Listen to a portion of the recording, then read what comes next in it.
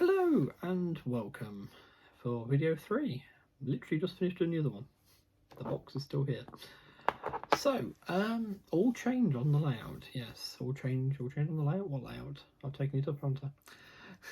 But all change on the railway front. Now I've said some things like this before and I've gone this sort of direction, but I feel I can actually commit to it now properly with confidence and the drive to see it through. I have a few on this bookshelf here. Quite a few modern units and things. I'm looking to, and there are quite a few behind me, in the drawers behind me there's quite a few locomotives and things that are quite modern. I'm going to look to decrease that collection down. Why? Well, because I want to focus in on doing a layout set from the 1930s to the 1950s. Now this encompasses the war years and the years of Japan's actions in China as a military state. Now why do I want to do those years? Well, it's the steam era. But it's more steam. There are electrics around, and I don't know if there's any diesels, but there's definitely electrics around at that time. But more the reason is that, as I don't make any secret, I love Studio Ghibli. And one of my favourite films of Ghibli set in Japan, because a few of them aren't actually quite set in Japan. You know, Kiki's Delivery Service is very Germanic in the style of buildings, very Dutch or Germanic. Howl's Moving Castle, again, is not really set in the UK, and things like Laputa and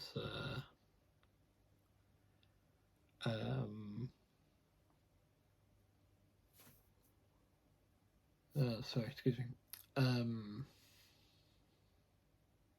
Nausicaa.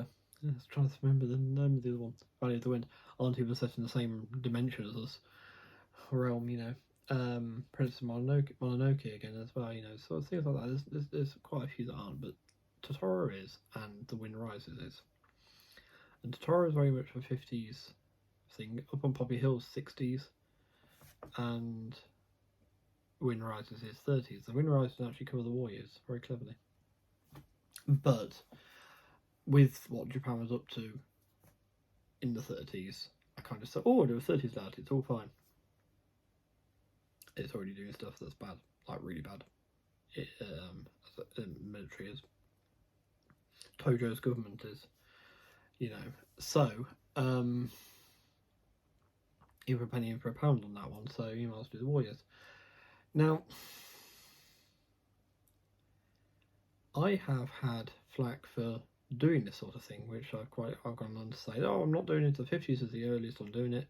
I mean, the 50s is still the Emperor Showa, the Emperor Hirohito. It's still the same guy.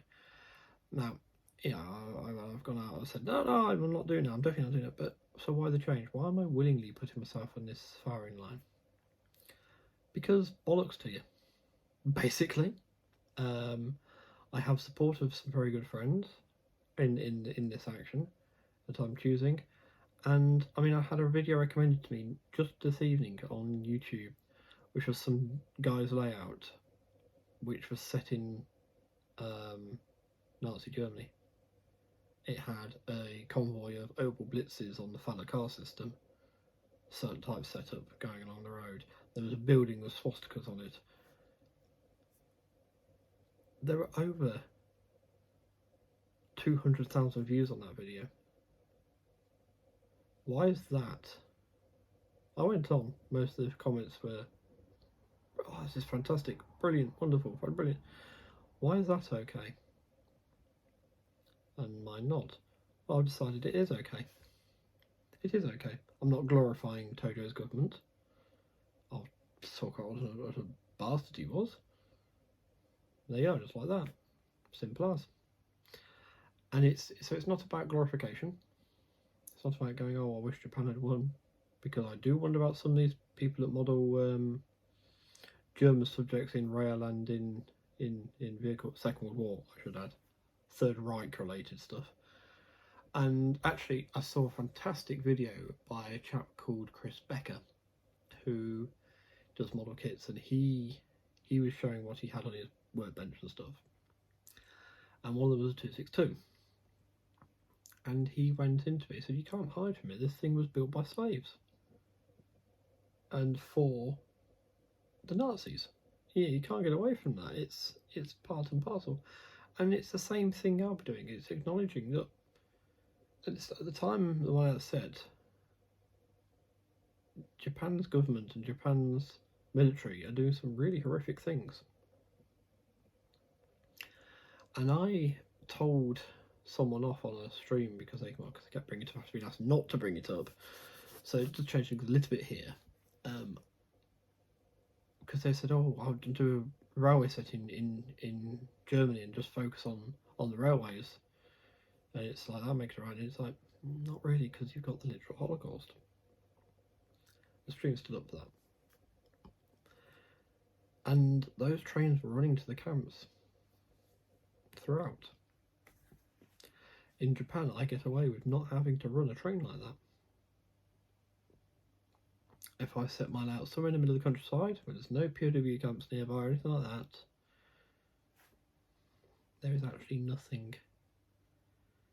To all intents and purposes, someone could come along and just see it. It's some steam engines running through a country setting. And it is that, I guess I'm going to play into that, look, because quite truthfully, and I'm sure some people on here of a more sensible mind will back me up, not all Germans in Germany at the time of the Third Reich being in power were Nazis. Would they benefit from it? Well, what benefits there were have by the time they finished creaming off the top, but we get the point. They probably benefit from it, but providing they fitted the bill, the Gestapo didn't come and get them. Likewise, Japan had a very scary secret police. So that's something to bear in mind. But at the same time, I can try and show, it's the normal folks' life. It's the families left behind. That was the same if you're in America. Was the same if you're in Germany, Britain, Australia, New Zealand, Canada.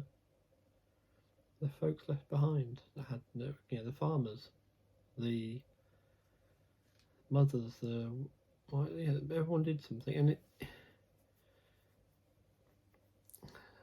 lot of them, apart from when the aeroplanes flew over, especially lived out in the countryside, there's no real danger of being bombed as such. You'd almost not know there was a war going on, apart from the extreme rationing that was going on at the time. So, how do I model extreme rationing? I model people going about their business and have maybe a paddy field or a vegetable field or something being tended by crops being tended by people.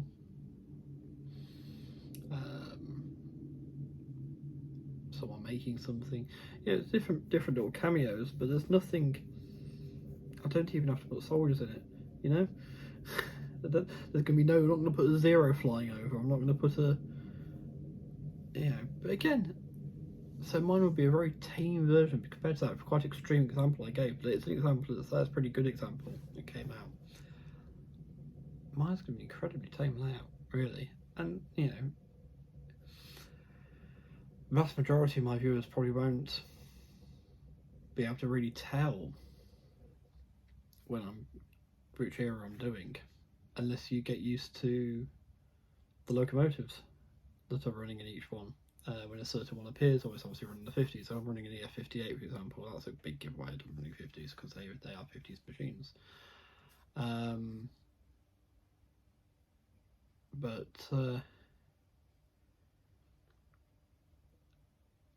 Yeah. I'm not going to have a troop train come through. Well, I could have a troop train come through. It's just to be historical. But I I've got a picture of a troop train. I've got a photograph actually of one of the engines I have in model pulling a troop train.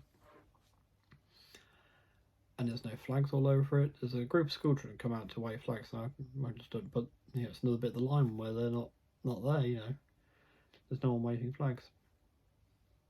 It's as easy as that. It's I could do a video and say, look, here comes the troop train through. I mean, could even do a layout that really sort of focuses heavily on the war and sort of go, here's some strafing attacks by Hellcats or something. That was something in the book I read recently about Hiroshima, where they heard some engine. They said it was, the word around it was Grumman's coming to strafe us. And that's sad in itself. They were expecting, as civilians, they were expecting to be strafed by American naval aircraft. That's quite sad in itself in my book. I mean, it's one thing, you expect the bombers to come and drop things on you, but yeah. So but again, you could have it strafe, have a video where I sort of explore a strafing attack on a train, and it's highlighting one of the dangers for any country operating an engine. But what I'm not going to do is I'm not going to apologise for what I want to model, because so many don't. So many don't, and so many get away with it. So yes. So I hope, actually, let's get away from the downside of this. Let's go on to the good side of things and why I actually want to model it. Like I say, 2 of my favourite Ghibli films, and I've got a wealth of research opportunities there. Moving into the 50s, things change very little. Again, so why not do the 50s? I suppose it could be that question. Basically, gives me an excuse to run very heavily steam focused if I do pre 50s. And yeah, gives me some really good opportunities to model. Do some modelling in that. Less cars, more Oxes, actually, I believe. So that sort of thing. So again, it's a bit more visually interesting than just that. But yeah, so I will say here before we go on to the positive stuff, really, if you don't like any of that, that's your prerogative. Be civil in the comments if you must leave a comment. If you can't be civil, then just kindly click that YouTube logo that's up here, and that will take you back to your main page, and you can unsubscribe from me. You can not recommend my channel, and you don't have to remember my name. Off you go. Bye bye. If you are happy to stay, then that's awesome, and I hope you enjoy this. And say you can say it's okay. It's positive. So yeah, my favorite Ghibli films.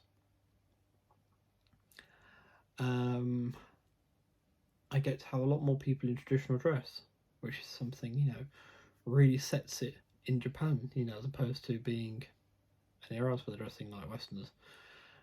There's a lot more traditional dress going on, especially in the countryside. There. Lots of D51s. I mean, why wouldn't I want D51s? And yes, increase in freight traffic during the war years, huge increase in freight traffic. So I get to pull lots of freight trains. I like freight trains. So lots of coal trains, lots of mineral trains. And you know what they're going to be building. But to my mind, there's a lot of difference between running a coal to mineral train or running a train to a concentration camp. Bearing in mind those ones got priority over the trains on the German network as well. Just like that. And I would encourage anyone who's got really thought, and I'm not talking about someone just said they didn't like your layout, but someone who's modelling something, say you're modelling Germany, like yourself, Anthony. I'm sorry to keep picking on you every single video, but you're not an easy target. You provide a really useful reference point, I suppose. You model Germany, and I don't know how. you probably have told me in the past, like, have you ever got any rubbish for your video? I'd be interested to know. Your trains, because you model very clearly model modern German. You've got a couple of steam engines, or three, is it three steam engines, or four steam engines you got now? But you clearly model modern Germany. Now, I was trying to do that and I got it anyway, so yeah, what's the other thing as well? Why not? You're getting the crap for it, you might as well make it worthwhile. But part of this is, yes, I'll be slimming down the collection. Now, the container train that I have, the container wagon there, is one of the items I'll be keeping, because this is why it wasn't a waste of money. This one, if you remember from if you've watched the other video, because the Panda train will be staying, because they're special in another sense. So they'll be staying. Some of the other units will be staying. Not everything will be going, but it might be if I don't keep a locomotive for that. I probably will. There's the push me pull you one. But it can be pulled by a D51. It can be pulled by anything. It's my railway. I run what I want, basically. Certain special locos will be kept. EF66, DD51. But a lot of them will be moved on to thin the collection down, swell my coffers a little bit, and just generally, allows me to be more sensible and focus in. Again, like Anthony, who collects trains that he's ridden on, or he enjoys to have ridden on. And I really respect Anthony for that, because, that's a hard one to stick to, because there was so many beautiful trains out there, and I know he keeps getting re-tempted by others. I know he got Mallard and he got the Eurostar, the Avitas he was talking about. The Eurostar's different and Mallard's different, I'm sure. I think Mallard's the fourth steamer I'm thinking of, isn't it? So you got 3 German, 1 British, I think. I do pay attention to your strict honesties.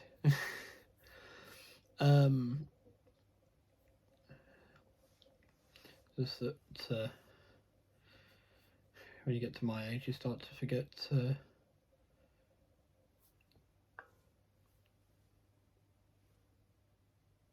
What was I talking about?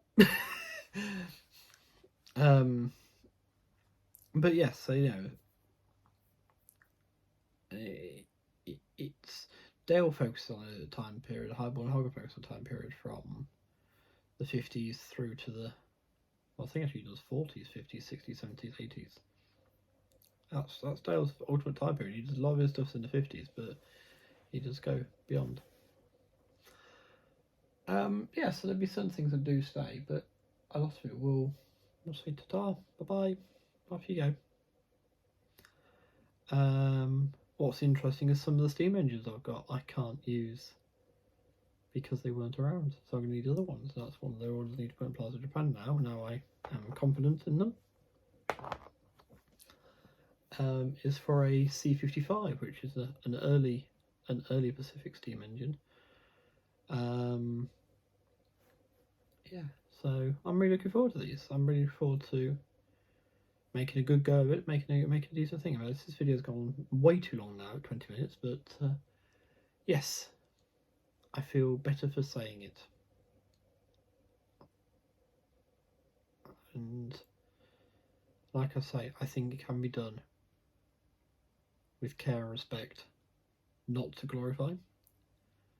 I think I would let myself down as a modeler if I wasn't capable of that. Then I should probably stop modelling if I wasn't capable of that. Being sensitive to bad taste, basically. So yeah. So anyway, thanks for watching. And there will be train videos coming. There will be train videos. We need to try out that little doodah there. And yes, if you're interested in stuff and you're in the UK, then check eBay, I suppose, is the best thing. Don't know when I'll start putting stuff up, but yes.